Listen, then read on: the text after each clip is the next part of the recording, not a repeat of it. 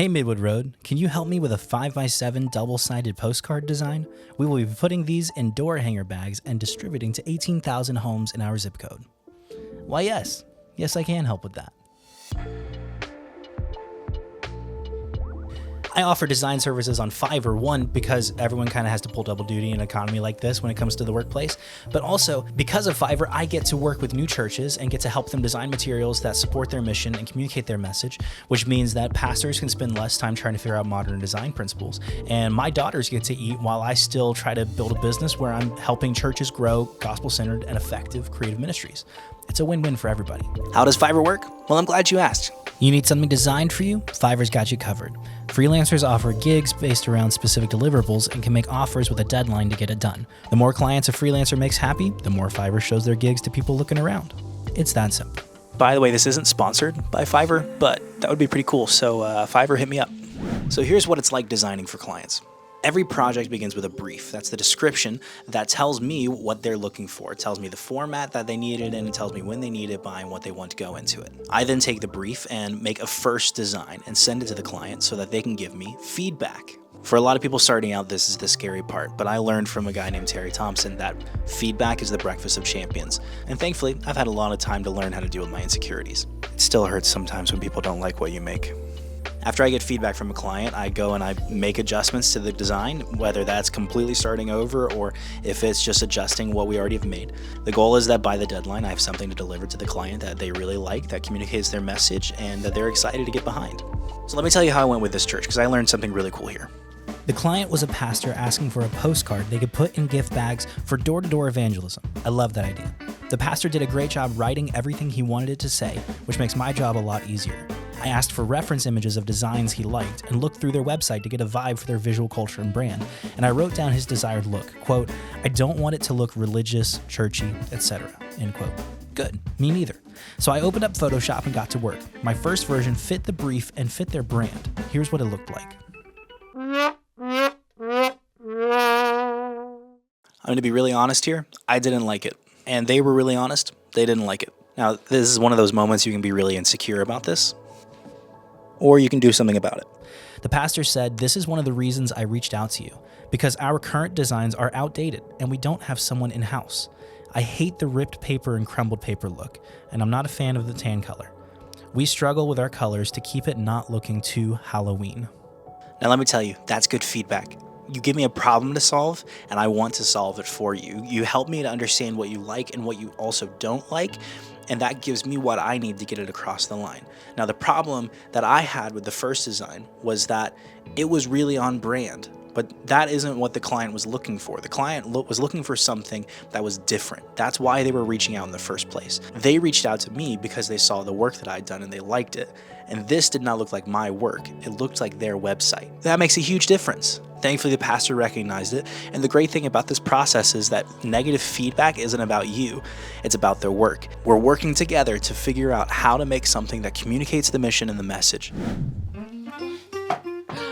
There's the Junie! What do you have to say? What do you have to say for yourself? She wants to eat it. This is not to lick.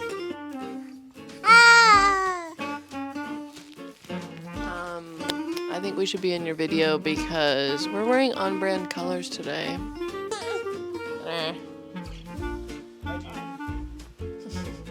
Slithers out of screen.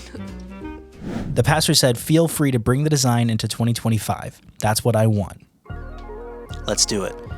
For the second version, I found a modern gradient background I really liked and made the front just an invitation. That's all it needs to be. Just big, bold, "You are invited." All the taglines became textural elements. I reworked the back of the design to look more like a modern website UI. Easy to read text and clear visual hierarchy to direct the reader to important information in the right order. Boom. I went back and forth with the client over a few details like adding a QR code so someone can easily get to the church's website. I cleaned it up a little bit and I sent it off for final approval. I told him I thought it was on brand but fit what he wanted way better. And he said, "Agreed. Thank you so much. I really like it. I'd like to give you more work. Stay tuned." Yes, that is the feedback that we want to hear at the end. One of the cool parts about Fiverr is you both get to leave a review, and these reviews help Fiverr connect the right freelancers to the right clients moving forward. How good does it feel to see this message? Order complete. Every time I make something, I learn something. Designing for clients is nothing new to me. I started my design journey in college designing concert posters at the School of Music where I was getting a degree. Yes, I got a degree in music, not in graphic design, but it's a skill set that I learned really quickly was going to be valuable for churches. I feel like I'm living proof that you don't have to be some amazing, visionary, creative genius to make designs that churches need. We are communicating the message of the gospel first and foremost, and the way that you present the word may very well be showing how important it is to you. Every church does not need top tier, super expensive graphic design, but it is a really cool journey to learn how to express your church's local context visually through graphic design, through videos, the same way that your worship team expresses itself sonically, the same way that your pastor preaches the word every Sunday. All of these different elements are why I love the local church. Every time I get to work with another church, it just fills me up about how cool it is that all around the world, people who have been saved by grace through faith are expressing what that looks like in their own local context. It looks different, it sounds different, it feels different, but it's all the same message. And I think that's really cool. If you're just starting out in your journey as a church content creator, as a worship leader, as a production team member, whatever it is for you, enjoy the journey. The encouraging truth for you, if you are a content creator for your church, if you're a worship leader, if you're a production team member, you're not trying to conform to some image of how another church expresses the Bible in their local context or expresses their worship for Jesus in their local context. You're looking to be conformed to the image of Jesus Christ the Son. And then as you continue to experience what that relationship with Jesus looks like in your local church, you get to then express that visually, sonically, in the ways that you interact as creatives, in the way that you fellowship with your church.